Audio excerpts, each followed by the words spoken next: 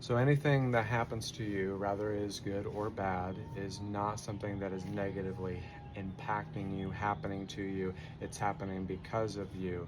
And sometimes the setbacks, the tribulations, the challenges you face, the setbacks, the missed opportunities, the jobs you did not get, the people that you lost along the way are with you now.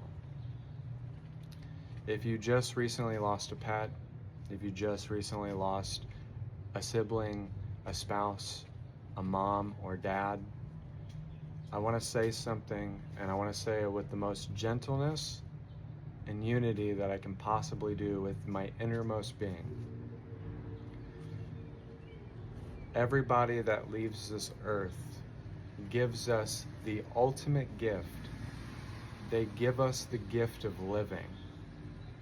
They give us the gift that we should choose to live life not only to the fullest, but to our most capacity, to enjoy, to see that life is very short, and that we should encompass each moment, and that we should treat it as if it's a precious walk to remember.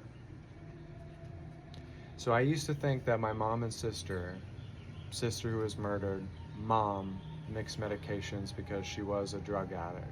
Both my parents were. That was something that happened to me, and that it was bad, and that I would look up at my ceiling a lot and have survivor's guilt. And I would say to God so many times, why did you not take me? Why did you not allow me to die and undergo that instead of them? So many times. I said this so much. I've been asked so many times, how did I deal with the death? In a lot of ways, I dealt with it within isolation. I went through a depression. I started to become happier, but there still was this chemical imbalance. There was times where I would ponder and think of them in preponderance and in the inadequacies of my own self, because they were a reflection. They were a reflection of what not to be and what not to do, and not placing myself in certain situations. But out of all of my family line, my bloodline, they chose me.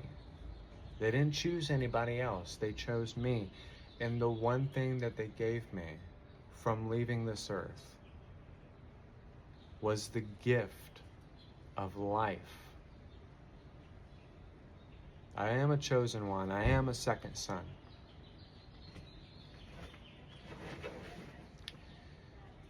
But what I mean with this notion, what I mean with what I'm saying to you today, if you've lost someone, they are with you. They know you, they teach you, they guide you, and they want to give you a gift and understanding that what you lose in the fire will come back to you in multitudes, because the journey is unknown and you don't foresee it, and you don't see what's going to happen in your direct experience. You don't always see it. But what I'm here to say to you, with the utmost grace, with the utmost love in my soul, is that they would not want you to not think that you don't think about them, that you don't want to talk to them, that you don't want to hug them, that you don't want to embrace them. But what I say by this, and I mean it, that they chose to go, and that it was their time, and that it could have been rushed, and it could have been slow, and it could have been all these other things. And you could live in regret that you could have done something more for them, or you could have said something to them. But they don't think about that when they pass on into the other side. They don't think about that. And most of the time, they reach an enlightenment that we're trying to reach as a physical essence. They already reached that. So it's the tale of the Chinese man. They said, it's very bad that you lost your son. It's very bad that your horse ran away, and then the horse came back, and he came back with 10 stallions. The man became rich. So whether it is good or bad in your life, no matter what transpires, you can look at it as damnation and condemnation and a acid reflux of what everything is pouring out as a toxicity, or you can look at it as the utmost blessing. I never look at anything that doesn't happen with just coincidence. Sometimes you do get lucky, but everything happens for a reason. But I want to just say,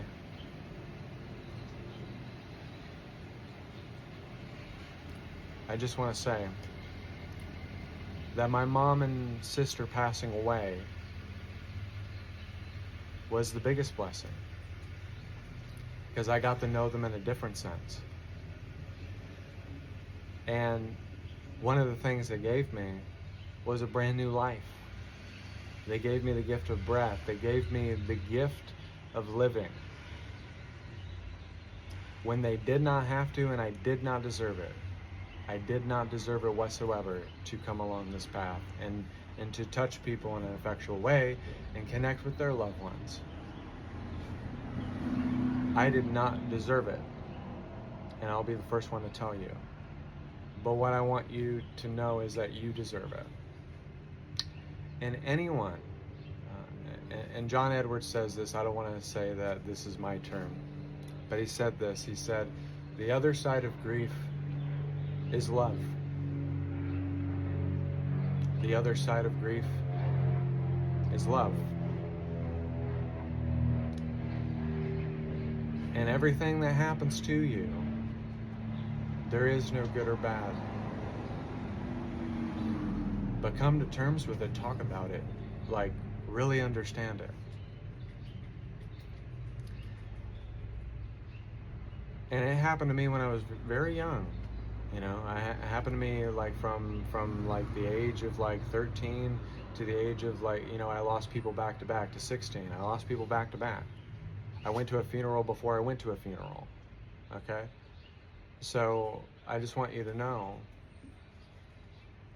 that when they pass on, there's no more suffering. They don't have to endure this heartbreak, this cycle of rebirth and death, you know, ever again.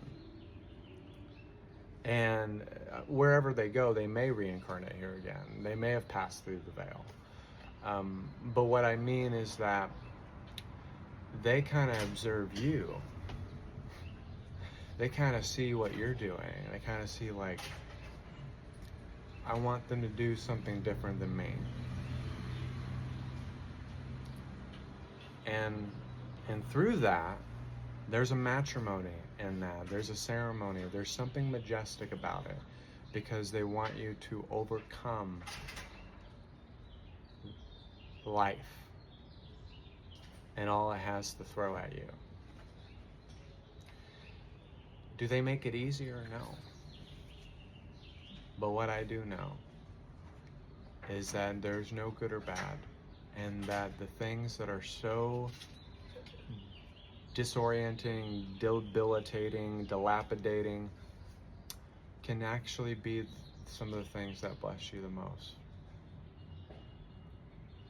And in all my walk and my journey, I've connected to